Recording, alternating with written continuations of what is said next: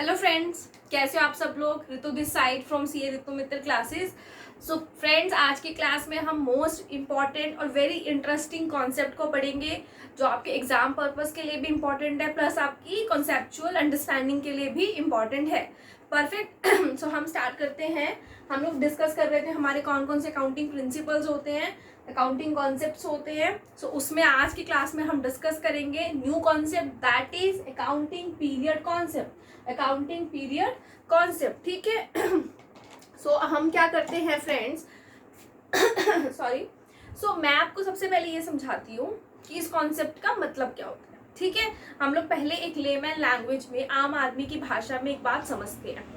हम जैसे सपोज एक बिजनेस स्टार्ट कर रहे हैं, कोई भी बिजनेस है, XYZ किसी भी चीज़ का बिजनेस है, और वो बिजनेस आज मैंने स्टार्ट किया, ठीक है। अब क्या होगा ना, हम क्या मान के चलते हैं, हमारा एक कॉन्सेप्ट मैंने आपको पिछले क्लासेस में पढ़ाया था, going concern concept. Ma'am I miss this class. बच्चों पहले वो क्लास देख लेना, उसमें आपको ये समझ आएगा what is going concern concept हमें क्या बोलता है। सो इस कॉन्सेप्ट में मैं आपको ये समझाना चाह रही हूँ कि हम ये बात मान के चलते हैं कि बिजनेस ना ऑलवेज लंबे समय तक एग्जिस्ट करता है, लंबे समय तक, है ना, लंबे समय तक।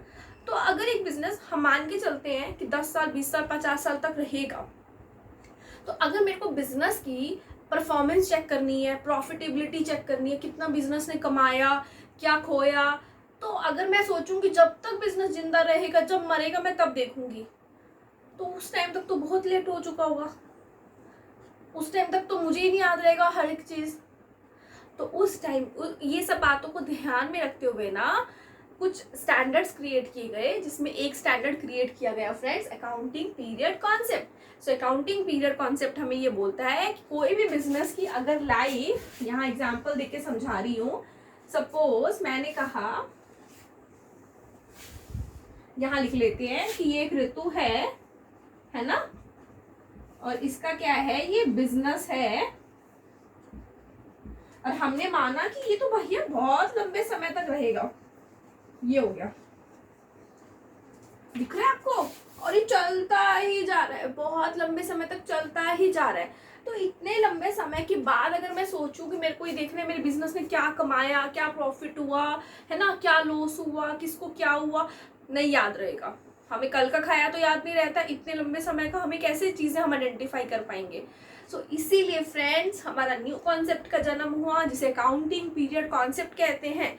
ये कॉन्सेप्ट हमें कहता है ये इतने लंबे समय को ना डिवाइड कर दो, डिवाइड कर दो मैम। यस बच्चों, डिवाइड कर दो। कितने कितने टाइम में डिवाइड करें, एक एक साल में डिवाइड कर दो। अच्छा, मतलब आप ये कहना चाह रही हो कि एक एक साल में हम अपने बिजनेस की परफॉर्मेंस को चेक करेंगे। परफेक्ट। हम एवरी ईयर बिजनेस की परफॉर्मेंस को क्या करेंगे, चेक करेंगे, ठीक है। जैसे मैंने बोला ये 1 साल, ये 2, ये 3, ये 4, ये 5। इट मीन्स मैंने डिवाइड करके बताया कि यहाँ से यहाँ तक की एक बार चेक हुई कि बिजनेस की परफॉर्मेंस क्या है। इतने पीरियड की एक, इतने पीरियड की एक, इतने की एक, और इतने की एक। परफेक्ट। तो इट मीन्स मैं यहाँ पे आपको एक इंपॉर्टेंट पॉइंट बताती हूँ, क्लास को एंड तक देखना, आप इंपॉर्टेंट पॉइंट की डिस्कशन होगी। तो यहाँ पे एक स्टार मार्क करके लिखो। एक होता है हमारा कैलेंडर ईयर, कैलेंडर ईयर।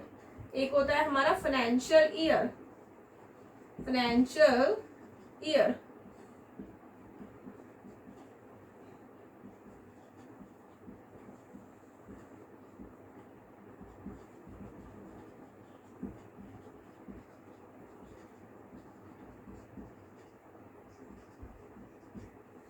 देखिए मैंने भी क्या लिखा यहाँ पे, मैंने 2 ईयर्स का एक्सप्लेनेशन दिया, एक कैलेंडर ईयर और एक financial year.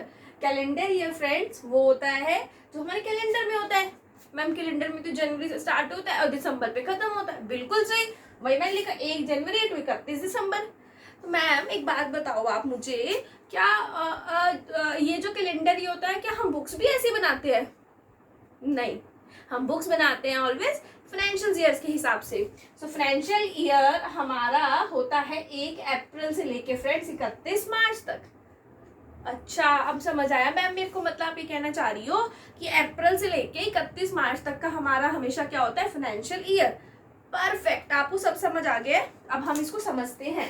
So accounting period concept हमें क्या समझाता है friends, business is intended to continue indefinitely for a long period, कि बिजनेस हमेशा ना चलता रहेगा, कंटिन्यू इंडेफिनेटली मतलब लगातार एन नंबर ऑफ ईयर्स, यूं बहुत सारा, फॉर अ लॉन्ग पीरियड लंबे समय तक। Entire life of the business is divided, उसको बांटा जाता है into time interval for the measurement of the profit of the business. क्यों बांटा जाता है, क्योंकि हम 1 साल का बांटेंगे ना तो हमें पता चलेगा कितना प्रॉफिट हुआ, कितना नुकसान हुआ, क्या बिजनेस में हुआ, फिर अगले साल हम देख पाएंगे। सो इसीलिए हम क्या करते हैं, पूरे लाइफ को छोटे छोटे छोटे छोटे छोटे छोटे छोटे छोटे पार्ट्स में डिवाइड कर देते हैं। अब इसने बोला कि 12 month period is usually adopted for this purpose, यही मैंने आपको बताया कि 12 महीने का हम पीरियड कंसीडर करके चलेंगे। और 12 मंथ कौन सा करेंगे फ्रेंड्स, जल्दी बताओ मुझे। 1 April to 31 March, perfect. Business has compulsory to adopt financial year, यहाँ आ गया ना फाइनेंशियल ईयर। और फाइनेंशियल ईयर क्या होता है मैम, एक आपने बताया था कैलेंडर ईयर, एक आपने बताया था फाइनेंशियल ईयर। कैलेंडर जो 1 जनवरी टू 31 दिसंबर, फाइनेंशियल मतलब 1 अप्रैल टू 31 मार्च।